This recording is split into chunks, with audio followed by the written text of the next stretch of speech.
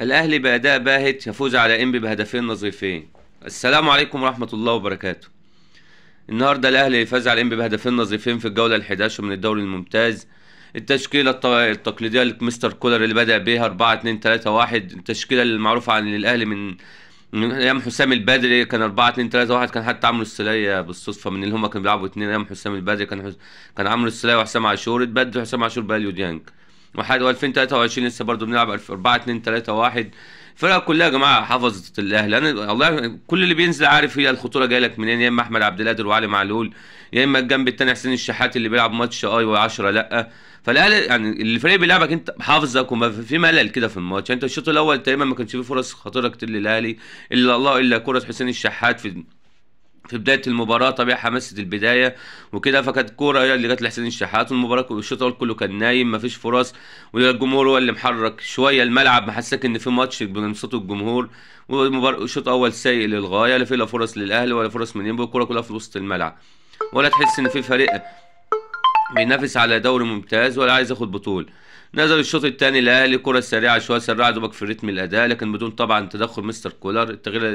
التشكيله اللي بدات هي اللي مستمره، 4-2-3-1 برضه، بس يعني سرعوا الريتم شويه. فرق من الشوط الثاني والشوط الريتم اتسرع شويه مع صوت الجمهور، وطبعا سمعنا ان هو اساء لبعض اللعيبه عشان شايف مفيش روح في الملعب ولا في اداء. نزل الشوط الثاني في بدايته كده على كره طويله من عمرو السوليه لمحمد مجدي قفشه، راوغ الحارس جاب الجون الاول.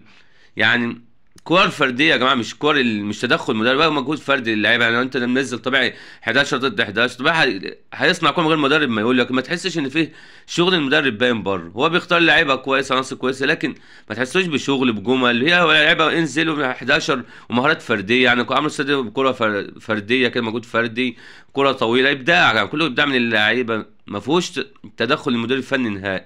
لعبها محمد مجدي قفشه، راوغ الحارس جاب الجون الاول.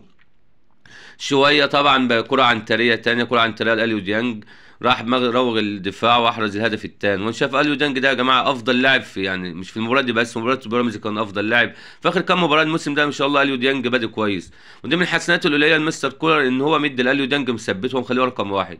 يعني لما يبقى حمدي فتحي اليو ديانج عمرو سام موجودين، معروف واحد من الاثنين لازم هيبقى اليو ديانج، ودي الحاجه اللي الميزه فيه كانت عن موسيمان. موسيمان كان مخلي حمدي فتحي وعمرو سام هم الاساسيين، يعني لما بيعوز يلعب باتنين كان بيلعب دول ويركن اليو ديانج، كان غريب في الموضوع ده يعني جدا. لكن هو الميزه في مستر كوان انه خلي اليو ديانج هو عمود الفريق، وده بامانه وبان على مستوى حتى اليو ديانج، تحس انه واخد الثقه وبيبدع كل مباراه، بيبقى افضل لاعب في المباراه. يعني المباراه اللي فاتت بيراميدز كان هو برضو بالنسبه له كان افضل لاعب في المباراه، لكن عمرو السولية نظرا يحرزوا هدفين فطبعا كان ياخدها يعني بالاهداف، راجل نص دفاع واحرز هدفين فخد هو احسن لاعب في المباراه. فانا شايف الاهلي ما لعبش غير ربع ساعه دي اللي احرز فيها الهدفين، وبعدها رجع تاني نام. ومستر كول ما افتكرش ان هو عنده خمس تغييرات غير في اخر في الدقيقه 80. منزل احمد، كل لاعب برضه طلع منزل لاعب في مركزه، يعني طلع احمد عبد القادر نزل برونو سافيو في مركزه، طلع محمد شريف نزل شادي حسين مركزه، طلع قفشه نزل مصطفى سعد ميسو، عمرو السوليه ونزل نبيل كوك، محمد هاني نزل رامي ربيعه. كل لاعب هتلاقي نزل لاعب في نفس مركزه، ومن ده بيعمل تغيير في الدقيقه كام يا جماعه؟ في الدقيقه 80. ده بالهدف في التغيير في الدقيقه 80 لمستر كولر، بتريح لعيبه، ده 10 دقايق اللي فاضلين على المباراه، ايه الراحه اللي اللاعب كده خدها من المباراه؟ اما انت طلعه اخر 10 دقايق، واللاعب اللي نزل ايه اللعب اللي يبان فيه؟ انت محدش حاسس لا ببرونو سافيو ولا بشادي حسين غير الشوطه اللي شاطها كده، كره فرديه وراح شاطها بعيد عن حارس المرمى، ومحدش شاف مصطفى سعد ميسي. احمد نبيل كوكا سبحان الله خد ضربه في عينه طلع على طول مصاب، ما لحقش يلمس الكوره. رامي ربيعه لمس كوره ولا حاجه وخلاص. تغييرات ما اضافتش حاجه، ولا منها ريحت اللعيبه ولا منها اديت للعيبه. والوحيد اللي المفروض يغير عشان تريحه ما بتغيروش اللي هو كابتن علي معلول. يعني انا لسه كل حد يعرفه يا جماعه ان علي معلول ده عنده 33 سنه، يعني محتاج، هو اللي محتاج اما تجيب جون والتاني ضمنت المباراه لازم اول تغيير تعمله علي معلول، اللاعب يرتاح. ما انت عندك محمد اشرف ورفعت خليل على الدك، انت هيقعد خليكم فاكرين مستر كودا اللي هيستنزف علي معلول وهيقع مننا، وهنجي في المواقف اللي احنا محتاجين فيها علي معلول مش هنلاقيه بسبب مستر كولر. طب ما تنزل محمد اشرف ولا رفعت خليل.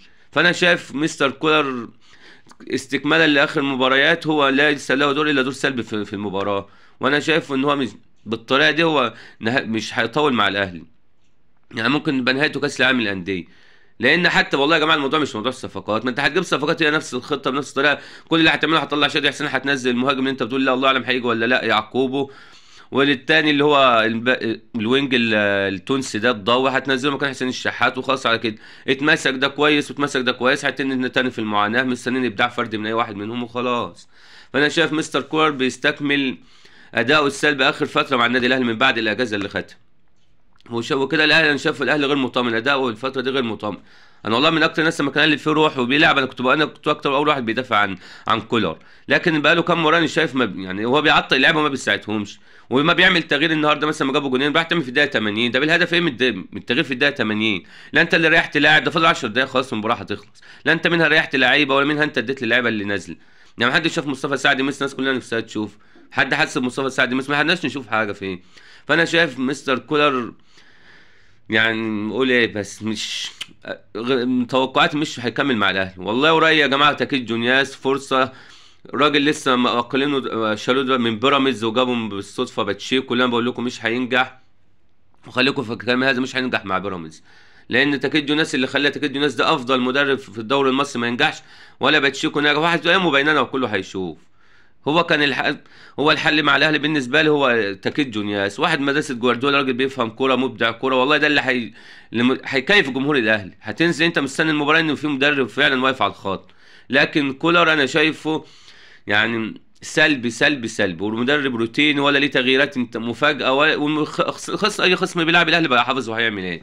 اديك شايفين ان بالشوط الاول كله كان مفيش خطوره للاهلي، الشوط الثاني مع عشان ضغط الجمهور على اللعيبه في كل واحد بيدوس على نفسه، ده فرد طبيعي فرص. احنا يا جماعه لو بنلعبوا في مثلا في لعب خماسي ولا بتاع، ما طبيعي هتخلق فرص لنفسك، وفريق قدامك في فرص هتيجي طبيعي.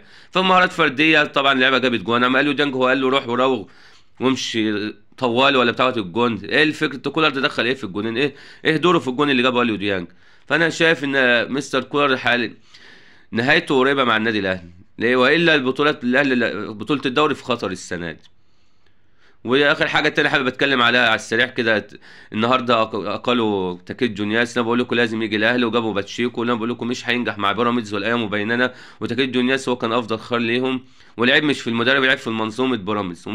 وده تقريبا المدرب ال 12 و 13 لبيراميدز من ساعه ما تاسس، هاتوا مدرب واحد نجح معاه. فبقول لكم هو تاكيد جونياس وبيراميدز. تاكيد جونياس وبيراميدز كانوا اتنين ما كانوش ماشيين مع بعض، واي مدرب مش هيمشي مع بيراميدز. وباتشيكو هنشوفه هيعمل ايه مع بيراميدز الايام جايه مش رايحه. ويا رب الاهلي يا جماعه، انا بقول يا رب، بقترح مجلس الاداره يا ريت تسمعوا كلام العبد الفقير لله ده. شوفوا فكروا في تاكيد جونياس، مدرب هيلاعب لعيبه الاهلي كوره. الاهلي عنده لعيبه كوره كتير قدام، لكن عايز المدرب اللي بيحب المواهب دي. لكن كولر هو تقليده، هيتن كل مباراه على الوضع ده، ومش هيضيف حاجه للاهلي، بل هيأخر الاهلي كتير. فانا رايي يا جماعه يا ريت تاكيد جونياس ده يجي الاهلي قبل كاس العالم للانديه، وهتشوفوا والله الناس كلها هتقول الراجل ده فعلا كان فاهم كوره ودماغه حلوه. لو تاكيد جونياس ده جه انتوا هتشوفوا كلكم مدرب.